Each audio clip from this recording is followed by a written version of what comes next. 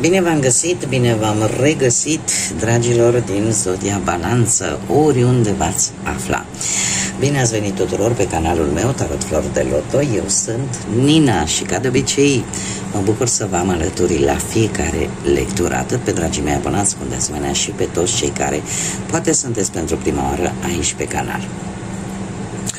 Azi, așa cum v-am obișnuit, cei care mă urmăriți de ceva vreme, voi face o lectură temporală, fără limită de timp, o lectură pe care voi să o puteți urmări oricând doriți sau atunci când apare în viața voastră. Desigur, ca de fiecare dată vă readuc aminte, este o lectură totuși generală. Voi sunteți cei care vă decideți viitorul prin deciziile pe care voi și alegerile pe care voi le luați, așa că vă rog din suflet să luați decât acele mesaje care rezonează cu voi, iar restul lăsați-le să zboare în univers, pentru că sigur sunt pentru alte energii care într-o mai mică sau mai mare măsură au o legătură cu Zodia Balanță. Așa că, dragilor, toți cei care aveți Soarele, Luna, Venus, Ascendentul sau oricare alt aspect astral important pentru voi din harta voastră natală și care are legătură cu această zodie a Balanței, atunci această lectură este de asemenea și pentru voi. Înainte de a începe această lectură, trebuie să fac, am zis că o fac la toate zodiile, o fac și la voi. Există într-adevăr un zgomot pe fundal, este de la un aparat de aer condiționat, pentru că fără el efectiv nici n-aș putea trăi, n-aș putea respira. Eu mă aflu într-o zonă în care gradele sunt cu mult peste 40 și fără acest aparat mi-ar fi imposibil nu numai să fac lecturi, dar să și trăiesc. Ar fi aproape imposibil. Este un aparat portabil, pe care îl poți muta dintr-o cameră în alta și de care eu chiar am nevoie în această perioadă atât de arzătoare de vară pe care o traversăm toți cei care suntem pe emisfera asta nordică a planetei. Bun, acum haideți să trecem la treabă, lămurit și acest aspect, și să vedem care este situația actuală în funcție de ce gândiți, ce simțiți, ce situații traversați, ce vine pentru voi, dragilor din Balanță, sau cu legături puternice cu această zodie. Haideți să vedem cum sunteți.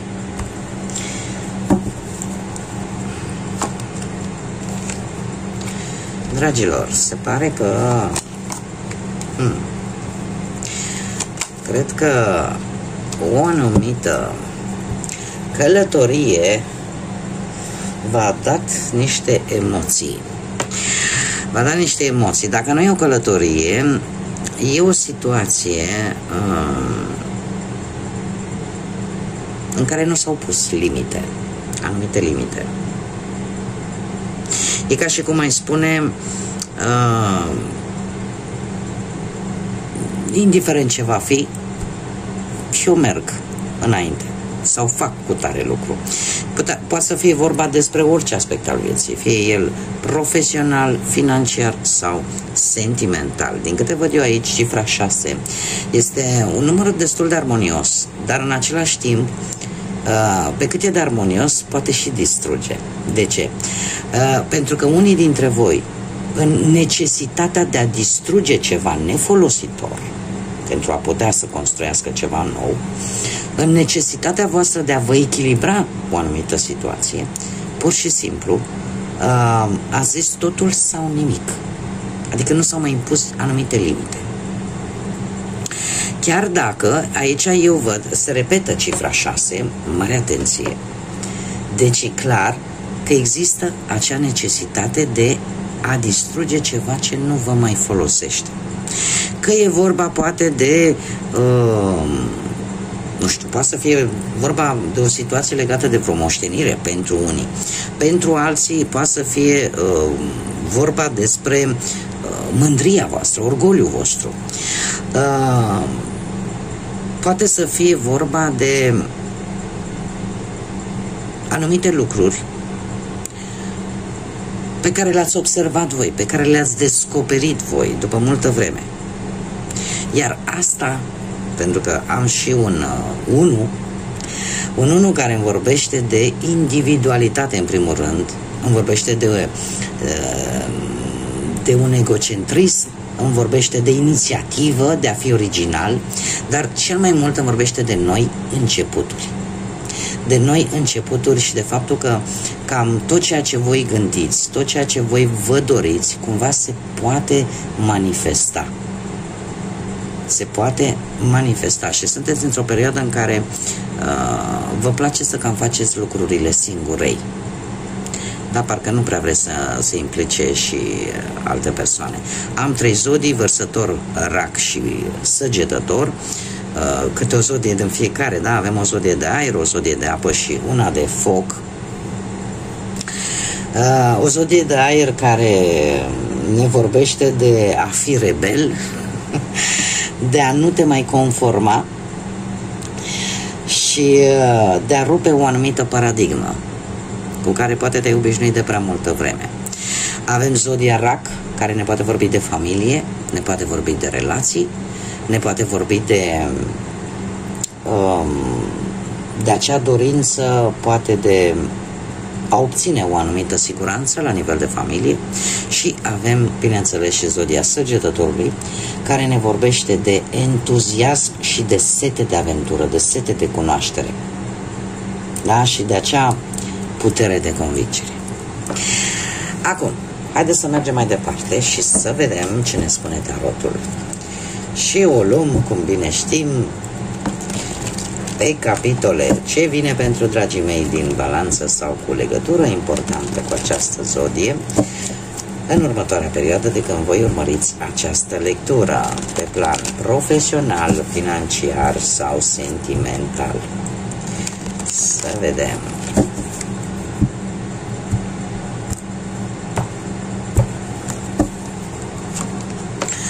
Dragilor, pe plan profesional am aici zodii de pământ, Taur, Fecioară, Capricorn. Ce interesant. Hei, acest rege de monede poate să fie o energie, să aibă legătură poate cu aceste zodii de pământ, Taur, Fecioară, Capricorn, cum am mai spus, cineva care poate te-a ajutat într-un trecut nu foarte îndepărtat să obții un anumit beneficiu la locul de muncă sau un nou job. Dacă nu vorbim de această energie, trebuie să vă spun că voi poate ați fost foarte siguri pe voi, foarte ambițioși în ceea ce privește cariera voastră profesională sau o anumită situație legată de muncă și ați rezolvat posibil o anumită situație profesională cu ajutorul bănuților. Sau poate că ați avut o anumită problemă care s-a încheiat într-un mod destul de fericit, destul de bun.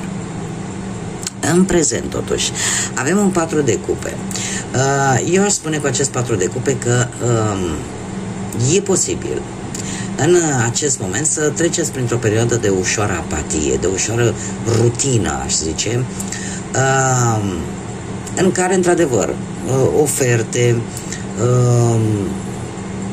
șanse să schimbați ceva în viața voastră profesională vin.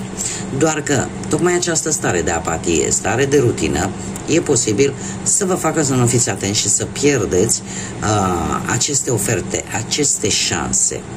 Acum, următoarea perioadă pentru voi e ca și cum te duce la muncă și tu îți faci treaba acolo, dar capul stă în altă parte. Iar asta te poate face să nu mai fii atent la ce se întâmplă în jurul tău. Da? Așa mai pe simplu. Următoarea perioadă pentru voi vine cu o încheiere de etapă, de capitol în viața voastră profesională. Se pare că ori se va finaliza cu rezultat, eu aș spune, destul de bun pentru voi, o anumită situație pe planul ăsta al muncii, și de asemenea apare o călătorie posibil în străinătate relaționată cu munca. Iar în felul acesta ceva se încheie. Această etapă din viața voastră, acest capitol. De asemenea, îmi poate vorbi pentru unii dintre voi și de pensionare. Da? E ca și cum ai zice, știi, am ajuns la final din punct de vedere profesional. Așa că sunt mari șanse, poate să obțineți și acea decizie, poate de pensionare, de ce nu. Mergem mai departe și haideți să vedem Pe plan e bine. Pe plan financiar ați traversat voi o perioadă nu tocmai neapărat, mai bine zis, o perioadă în care ați avut parte de foarte multe provocări pe partea asta a bănuților. Cu acest 7 de bâte se pare că le-ați reușit totuși, ați reușit să-i faceți față. Nu știu, poate că unii dintre voi ați încercat să mulțumiți mai multe persoane, mai multe energii pe planul ăsta financiar și nu prea v-a dat, nu prea a ieșit cam cum v-ați gândit voi. Iar pentru alții, acest 7 de bâte îmi poate vorbi de posibilitatea, poate, de a deschide propria afacere și nu a fost ușor. Cumva a trebuit să luptați, a trebuit să vă impuneți ca lucrul acesta să devină realitate, iar pentru alții poate că s-au luptat foarte mult pentru obținerea unui anumit job, da? Pentru a începe o nouă carieră. În prezent se pare că acest as de cupe sunteți destul de mulțumiți, poate chiar mai bine decât mulțumiți.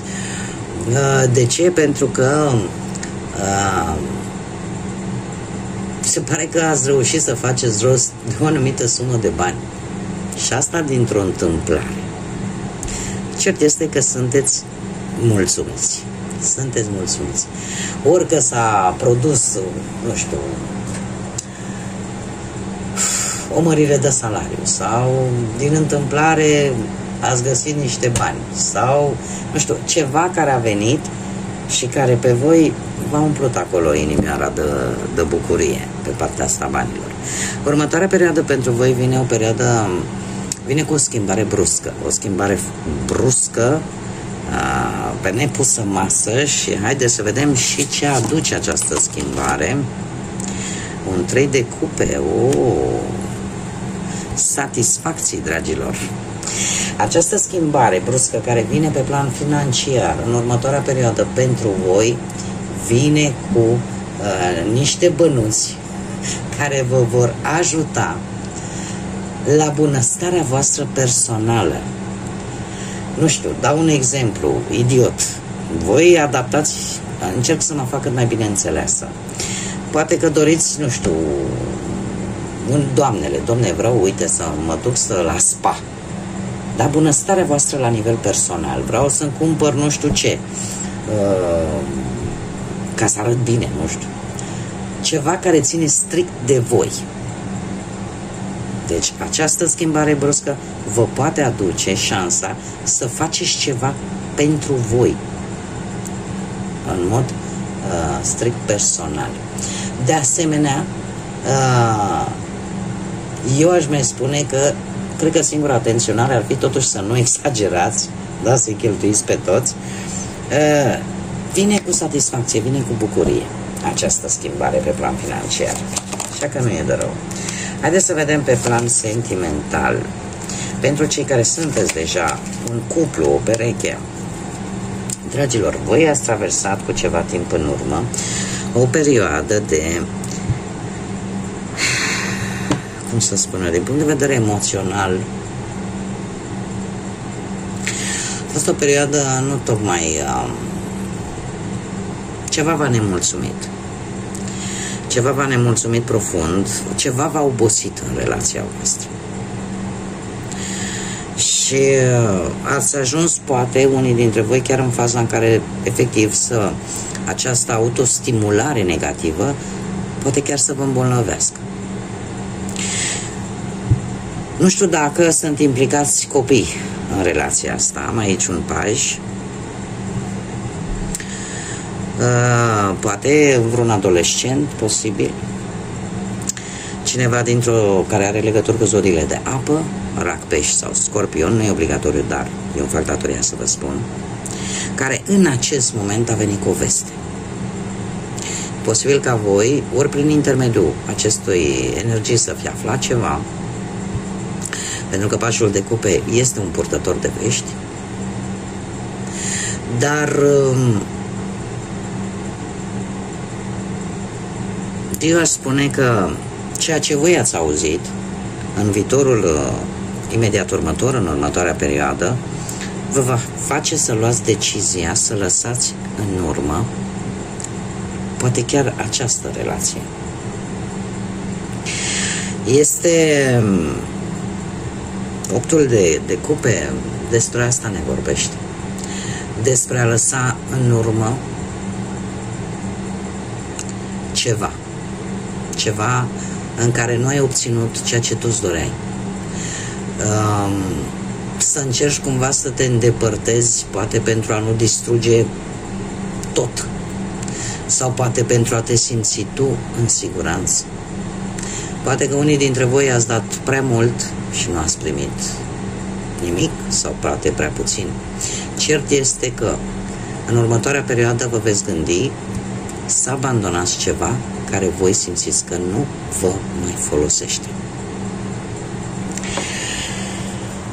Mergem mai departe. Cei care sunteți singuri, poate în urma unei văduvii sau în urma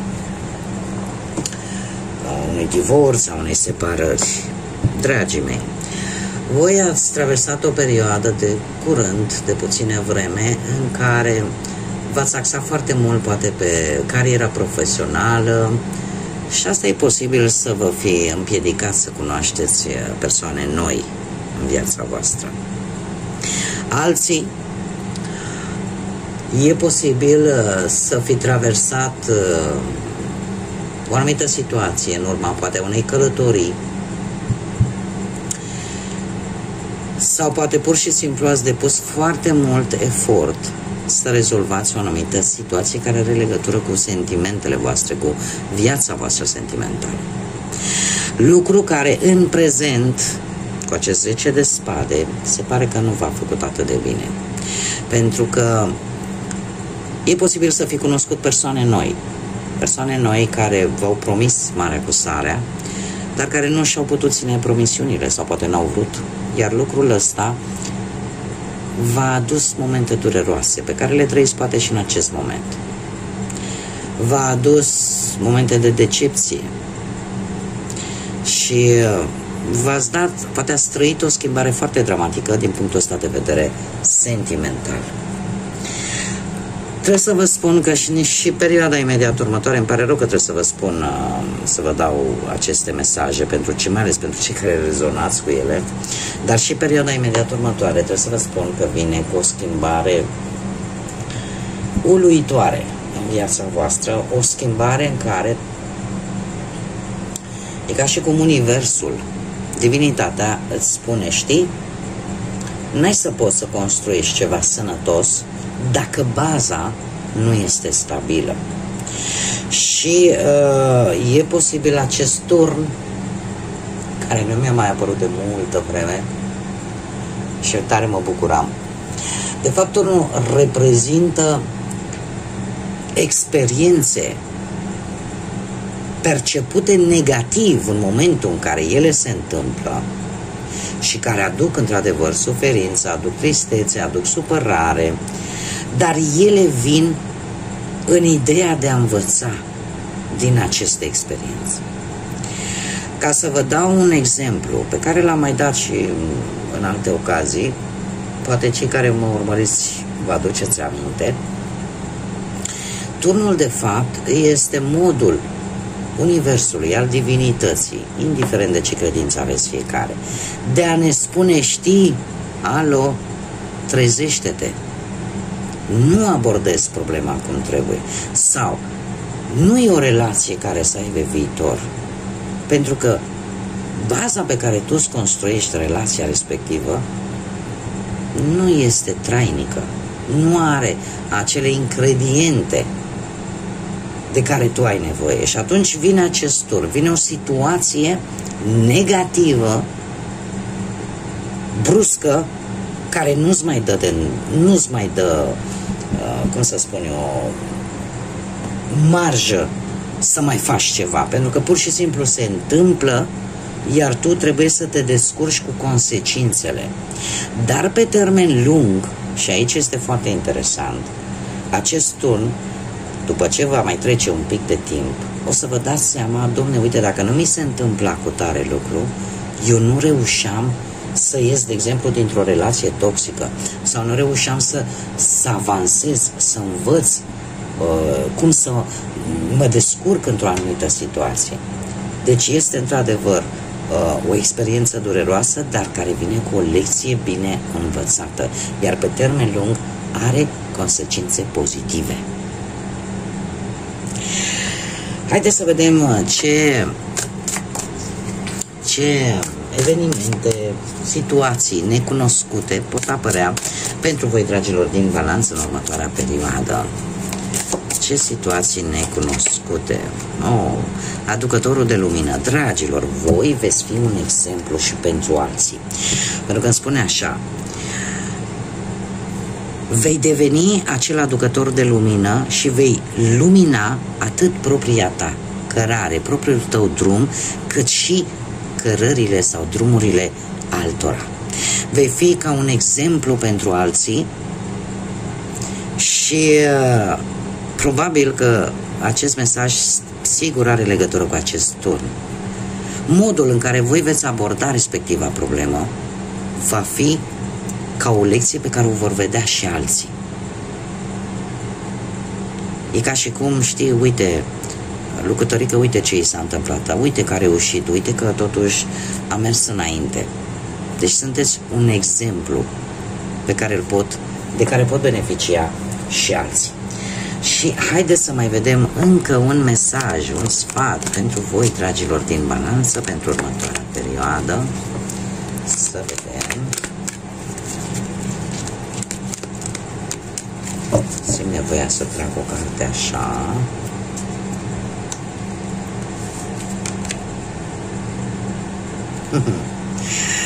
Renunță la teama ta de intimitate.